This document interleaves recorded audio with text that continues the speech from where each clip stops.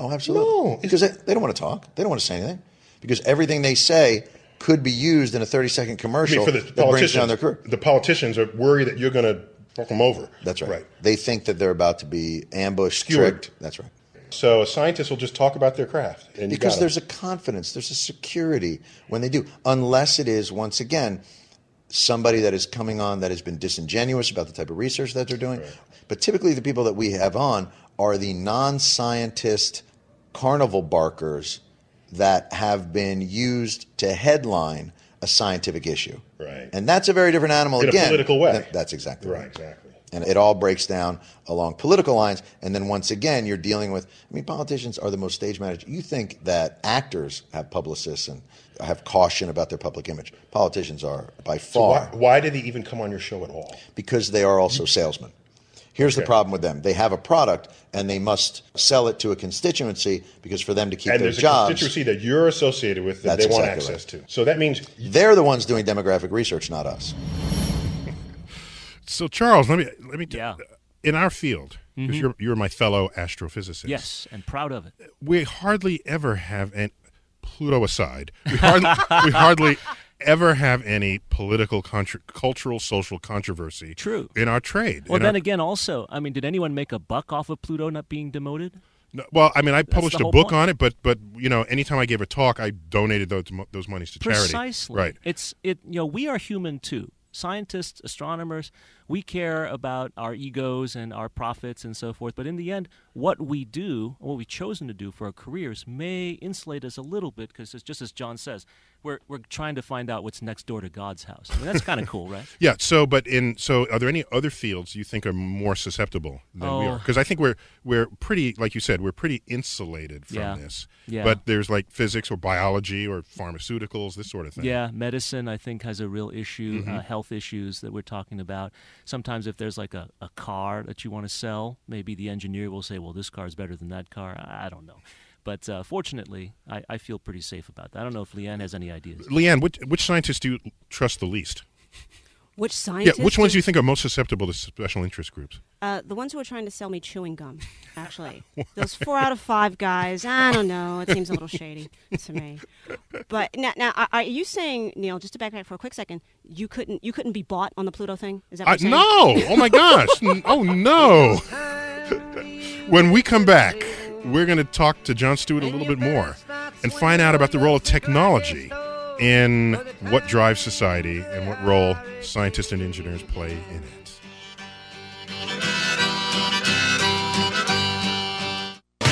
Unlocking the secrets of your world and everything orbiting around it. This is Star Talk. Star Talk.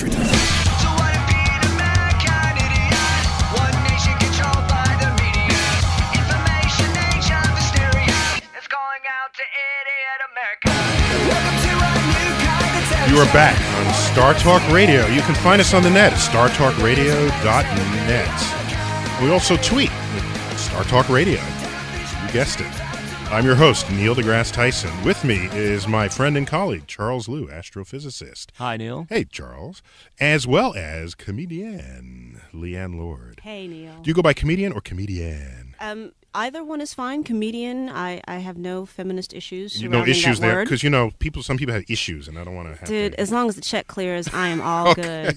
So we've got, in this edition of Star Talk Radio, we've got Jon Stewart as a sort of centerpiece to the subject of the politics of science as well as political science. And how does politics play out in the conveyance of science on these talk shows or in science, in society and in Washington and anywhere else. And so just before the break, Leanne, I asked you, were there any scientists who you trusted the least, that you were most skeptical about, wondering whether they're bought by somebody? Is anybody? You said the 4 out of 5. Yeah.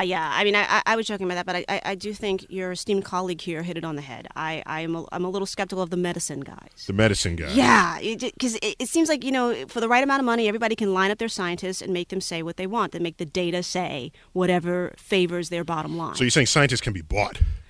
Maybe not you guys. Okay, of course not Maybe us. the gentlemen in the room have the highest integrity. Everybody else, up for grabs. We got Jon Stewart to talk about inventions. So not only just pure science, but inventions that change our lives. Let's see where that takes us. Well, the problem with technology has always been that the moment it becomes a breakthrough, now the clock ticks down to its obsolescence. Yeah. Because the unfortunate part is not the science, but whatever it is within ourselves that allows you to become impatient and gratuitously unforgiving of the science. You and I both know plane travel is a miraculous scientific, completely miraculous, physical, to reverse the power of gravity and then to harness it, to control it to the point where you actually need to use it to get to, let's say, Toledo. That is a remarkable feat. And yet, what do you see at airports? Nothing but frustration. Where is this plane? Right. I don't know. Maybe God is still lifting it in his hand 30,000 feet above the world? I think about this all the time. Not the God part, but the Right. fact that No, I understand. I'm there 30,000 feet in the air. That's right. Going 500 miles an hour with internet. And It's there are unbelievable. People, and there are people who get off the plane and complain they didn't get a pillow. Complain that, the soda was warm. I didn't get, they didn't have any ice. Okay, you don't want to take technology for granted. That's a beautiful I don't ever want to take technology for granted, and yet look at the way, oh my God, it's been 15 seconds. Where's my baked potato? Back in the day, you had to literally build a fire pit and do that. We take it for granted on a consistent level. Now, the flip side of that, on the science end, is they will dive into things with curiosity and fervor without necessarily know where they're going either. Right. So whatever comes out of the shop. That's right. They can drive us into a tree as well. Whatever comes out of the technological oven. Right. There it is. It's one of those things like, hey, let's try the plane. That could work. But, they were half baked. Oh, geez, that one just went directly into the ground. I guess we'll have to apologize to Jimmy's family. That's a rough one. So you got the flip side of both things. Yin and yang. That's my thing. All right. It's the balance of the universe, Neil, that we're talking about here on your new show, Balance of the Universe, with Neil deGrasse Tyson. That could be a segment of the radio program. It should be a segment of the radio program. The balance of the cosmos. The balance of the cosmos. You know what you should talk about? The positive nature that science has improved our lives, and then the moral compass that must be used judiciously. Ooh. Are you a moral compass guy? I try to always behave in a way where a moral compass is built into the action itself. That implies that you're doing stuff. Oh, I got to check my compass to see if what I'm about to do is bad. Well, that meant it's probably bad if you thought you had to then check it. That's exactly right. And yet you have these moral compass issues where pushing forward allows for good to come of it. IVF, great example. It's how you push it. That's exactly right, how you push it. Now, no one's suggesting they make monkey-pig hybrids, but IVF. That's why I'm kind of insulated from it. Maybe I have the luxury of speaking prophetically about it. Right. But in fact, when I study the galaxy or the universe, there's no, unless I say, here, grab this antimatter, there'd be a moral issue regarding that. But otherwise, the patient doesn't die no matter what. Now, do you have any issue with creating antimatter? No, I'll do that anytime. Oh, yeah. Anytime, anywhere? Any place. That's the kind of thing. If I ever come in and I catch my kid creating antimatter, hey, you're grounded. I told you about this. So, Charles, did you create antimatter as a kid? I tried. Yeah, so did I. Yeah, but it didn't blow up the way I expected it to. Yeah. But the whole moral compass thing that John brings up is very, very true. But I would add an additional dimension. That is that science literally helps define the moral compass of our world. In the 60s, the Pope actually quoted the scientific discovery of the Big Bang as proof that God exists. And then, of course, John mentioned IVF, in vitro fertilization, test tube babies.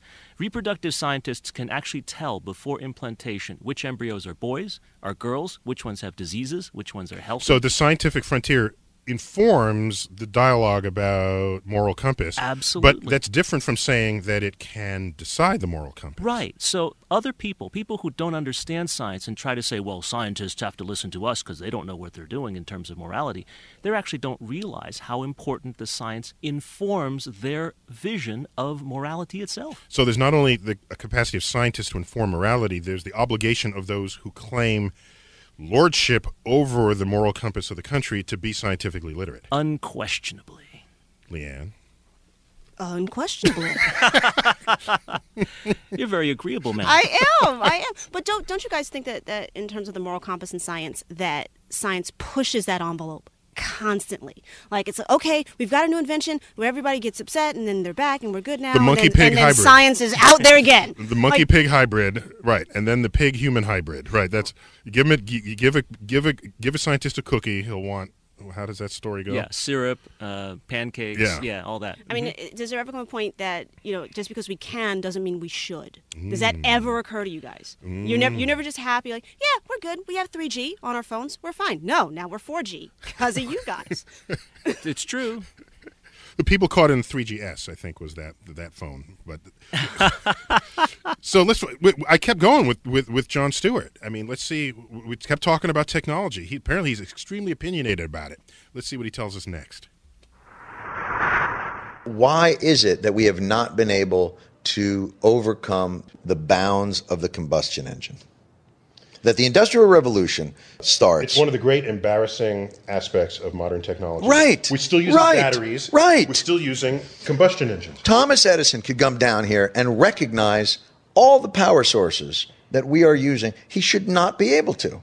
What has happened that we are still just basically burning carbon? We're basically burning carbon. That's right. That we pull out of the ground. Right. And we still run away from energy sources that would be much better to tap. But why? A volcano erupts.